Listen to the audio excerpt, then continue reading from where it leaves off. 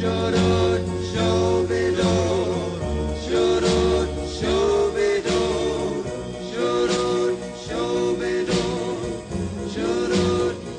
1952, the country was tired of war and skeptical because of McCarthyism. President Truman decided not to run for re-election, and so in his place, the Democrats put up a weak candidate in Adlai Stevenson. It seemed like anybody could beat this guy, and Americans wanted change after 20 years of Democratic Party rule, all the way back to the election of Franklin Roosevelt in 1932. This leads to the election of Dwight D. Eisenhower.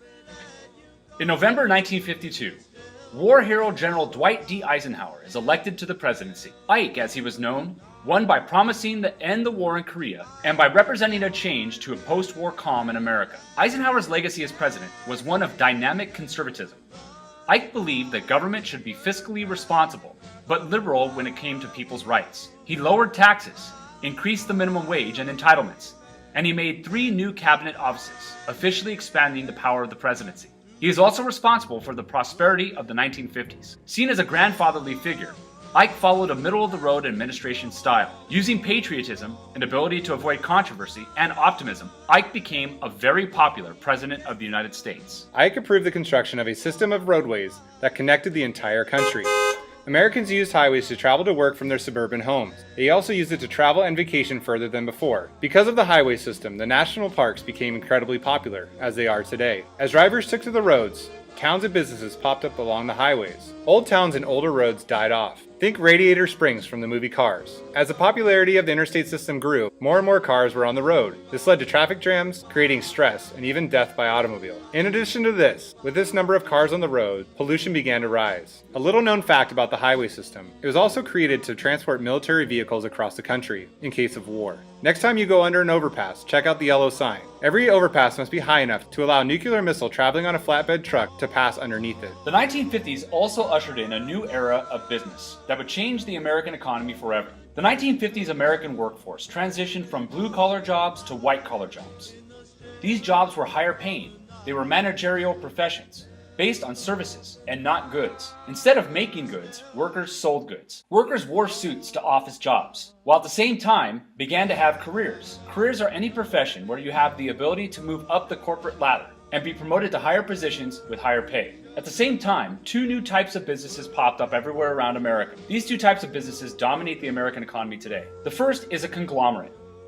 A conglomerate is a major corporation that owns smaller companies in unrelated industries. A great example of this today is Disney. Disney started out as a film company and then went into amusement parks. But today, Disney owns ESPN, ABC, Star Wars, and Marvel. The second type of business is a franchise.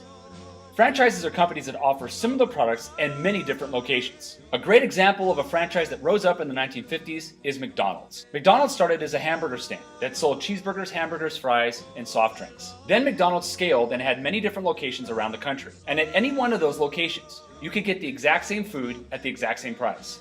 This was a first in the American economy. The 1950s also brought about an era of conformity. While American men were making careers, they were losing their individuality. Becoming an organization man was the way to advance, so workers standardized to fit in. Men wore the same suits, the same tie, and a white shirt to the office as to not stand out. Workers followed the crowd and did as they were told. During this time, it was dangerous to be creative. Companies gave personality tests to potential hires to ensure they'd fit in. A worker who rocked the boat would be bad for business, so teamwork and loyalty were rewarded most of all. The era of conformity brought on the adage, you can wear any shirt to the office as long as it's white. Success in the business world allowed Americans to provide for their families. Men with steady jobs and high pay could give their families the good things.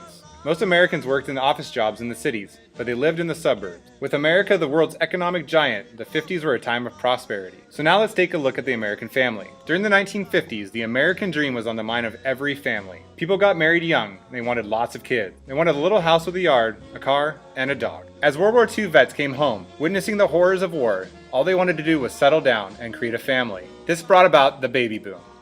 From 1945 to 1965, the U.S. birth rate soared. On average, 1 baby was born every 7 to 10 seconds. This equates to 4.3 million per year. As much as women advanced during World War II working in the factories, the 50s was a decade of setback for women. Once the men returned home to take their jobs, women were expected to return to the kitchen and housekeep. Women were expected to stay home, clean, cook, and be obedient, and these roles were glorified in the media. Women who worked didn't make much and were harassed by their male superiors. New advances and possibilities changed lifestyles and the family dynamic in the 1950s. One of them was moving to the Sun Belt. Families moved from cold northern cities, also known as the Frost Belt in the northern region of the country, to warm southern climates in the Sun Belt. The Sun Belt was the southern region of the country, running from California all the way to Florida. With more income in the federal highway system, it was possible for Americans to live where they wanted, and most of the time, they wanted to live in warm weather climates. With air conditioning available in new homes, families wanted to live in more comfortable environments. There were also major advances in medicine and childcare in the 1950s. Childhood mortality rates plummeted in the 50s because of the creation of vaccines for two diseases, typhoid and polio. Dr. Jonas Salk created a vaccine for polio, a disease that crippled and or killed thousands of kids yearly. New medical treatments like the iron lung, although scary for parents to see, helped prolong the life of victims of polio. At the same time, Dr. Salk's vaccine for polio virtually eliminated the contraction of the disease among children. Think about it today. How many people do you know that have polio? Part of the reason for this is because as an infant, you are vaccinated from the disease.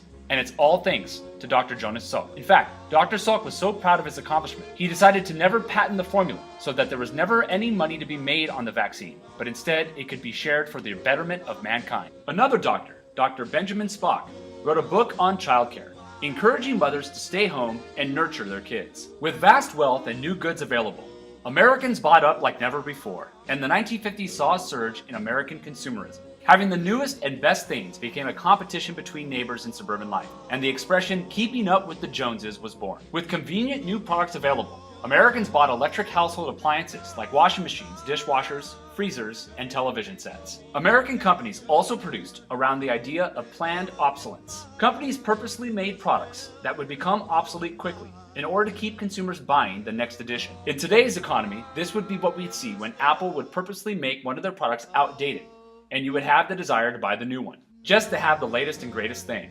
The 50s also saw a boom in advertisement. A huge new industry developed around advertisement, appealing to people's desires for status as to sell more products. Ads ran on televisions, in magazines, and on billboards, and usually projected the image that having a certain product would make you better and more successful. Any place, any time is a good time for Coke. Only Coca-Cola gives you that refreshing new feeling, refreshing new feeling, refreshing new feeling. Coca-Cola's bright and lively. Coca-Cola has more zest. Coke is a lot more zest.